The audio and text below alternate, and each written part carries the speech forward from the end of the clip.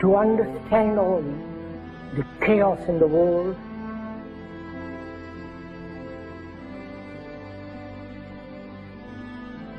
and as we have been programmed,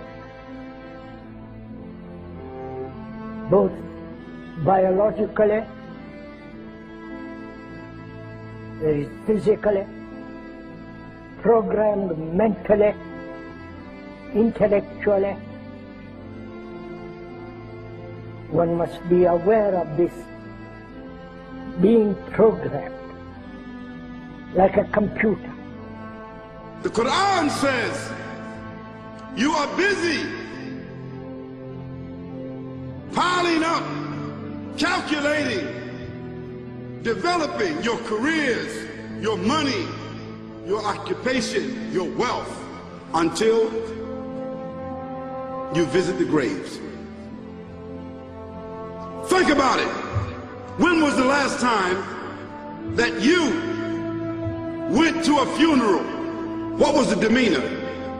Were the people cracking jokes? Were they dancing? Were they clapping and singing songs? No. Silence. Why? Because every person that walked in that room, seeing that person stretched out, the first thing they thought about was not the person. The first thing they thought about was that one day, this will be me. A crisis which the politicians can never solve, because they are programmed to think in a particular way.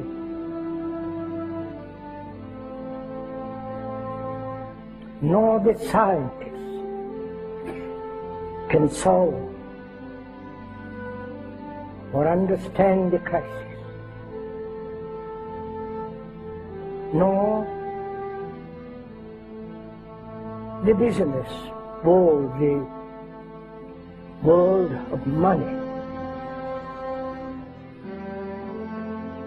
You have meddled with the primal forces of nature, Mr. Beale, and I won't have it. Is that clear?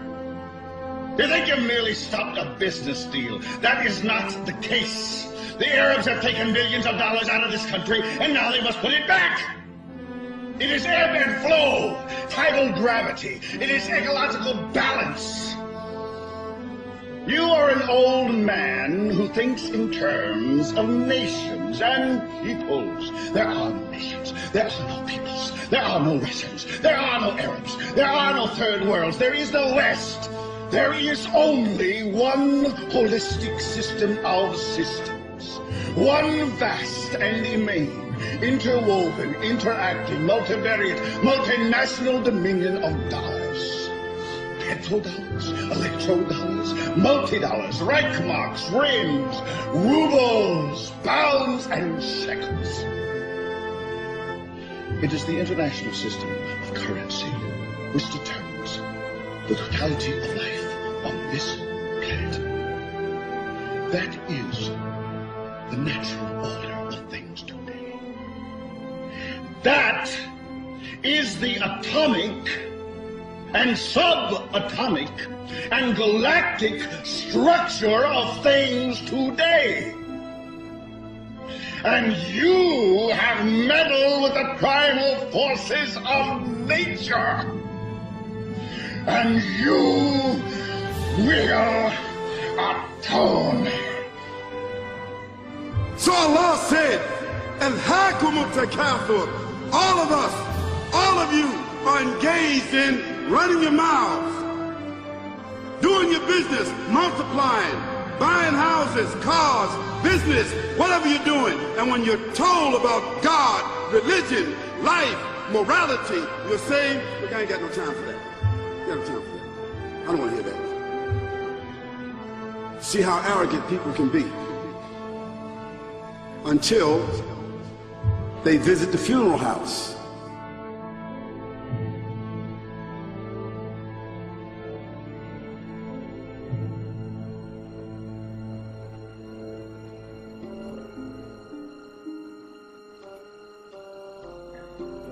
So unless One is very, very serious, not flippant, not casual, but is concerned with the whole of humanity.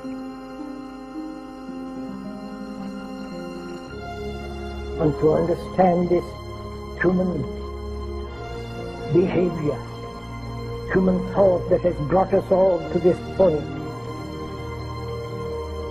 And you say to yourself, is that it? I mean, 50, 60 years, scraping, struggling, scheming, lying, stealing, fornicating, jumping up and down, begging, working, and this is the end of it? I mean, is this what's going to happen to me? Are they going to be dropping me into a hole in the ground? A hole in the ground.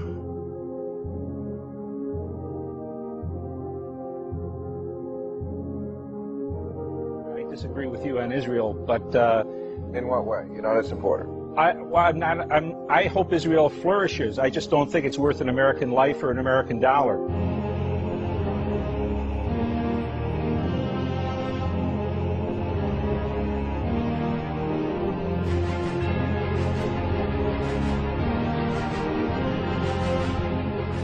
What happens in the winter? All the leaves fall off the trees and the earth goes dead. And what happens in the springtime? The water comes, generates the earth again, germinates all over again, new grass, new leaves, new flowers, new fruits. So Allah says, and a sign for them is the dead earth. After that, we give it life. And then you eat the fruits from that. So Allah says, the one who gave you life in the beginning, is he not able to give you life all over again in order to judge you? Yes, certainly. You may want to deny it because you don't want to be judged.